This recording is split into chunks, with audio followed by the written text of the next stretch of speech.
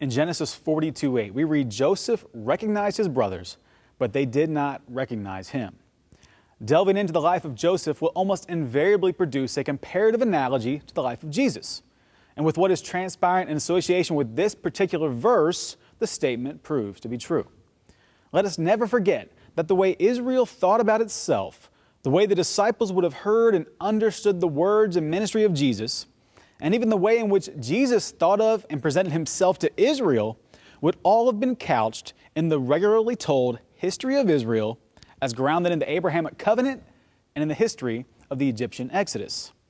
Not only was every Passover an explicit reminder of their Exodus experience and that their God was the God of Exodus, but the long subjugation to various empires, the latest of which was Rome, was productive of a general mindset of a people in an exile from the full manifestation of their God's promises to them and of the longing for a new Exodus.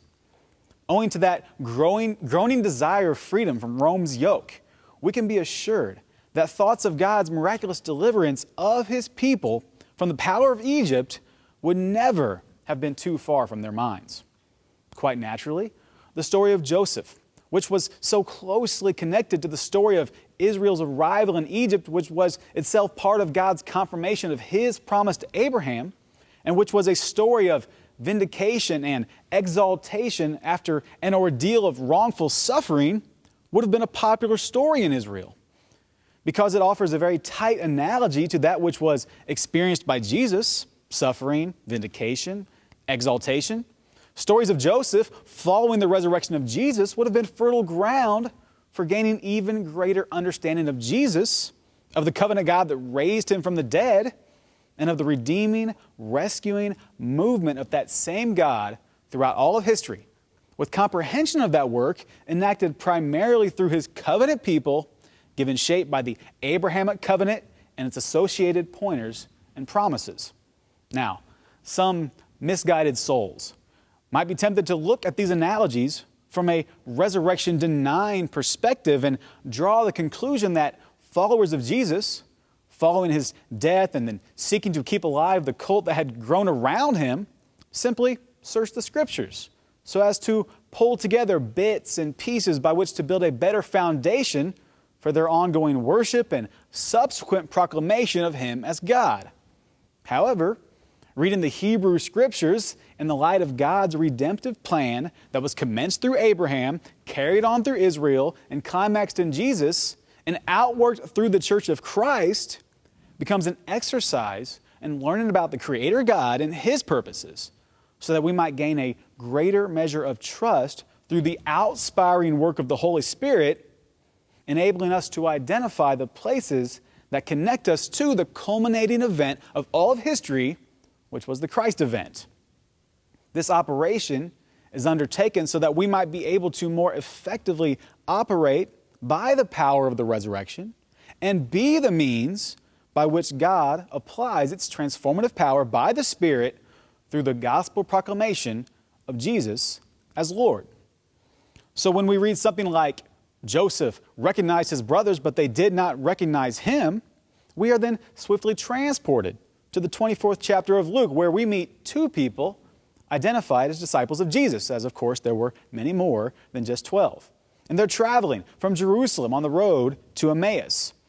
These disciples were talking to each other about all the things that had happened, which was the crucifixion of Jesus, along with the report of his tomb being empty. While they were talking and debating these things, Jesus himself approached and began to accompany them. But it says their eyes were kept from recognizing him. Like Joseph, Jesus would have recognized these individuals as two of his disciples, though they did not recognize him. In Genesis, Joseph goes on to accuse the men of being spies.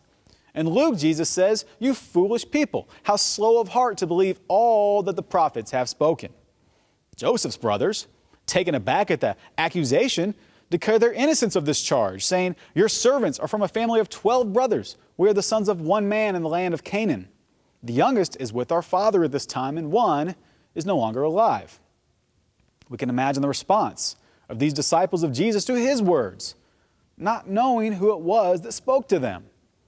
they would have protested in much the same way as Joseph's brothers, thinking and saying something like, no, we followed him because we did believe the prophets. In fact, we just came from Jerusalem where we were with our brethren, his chosen disciples. He had 12 of them. One of them, however, was no longer alive. Later on, Joseph would reveal himself to his brothers at a shared feast that he had prepared for them, just as Jesus would reveal himself to these two disciples, opening their eyes to see him, when of course he took the bread, blessed and broke it, and gave it to them. Joseph's brothers would quickly return to their homeland to inform Jacob that Joseph was still alive. It was a veritable resurrection. The Emmaus Road disciples could hardly contain their own excitement, as Luke's gospel tells us that their first inclination was to go and speak of the risen Lord, returning to Jerusalem to recount these things to his gathered disciples. Reading the Hebrew Scriptures in the light of the resurrection of the righteous one, just as Israel read their Scriptures in the light of their expectation of God's historical intervention on their behalf, which would bring about the resurrection of the righteous dead, is the means by which the Scriptures, both old and new, gain the fullness of their meaning.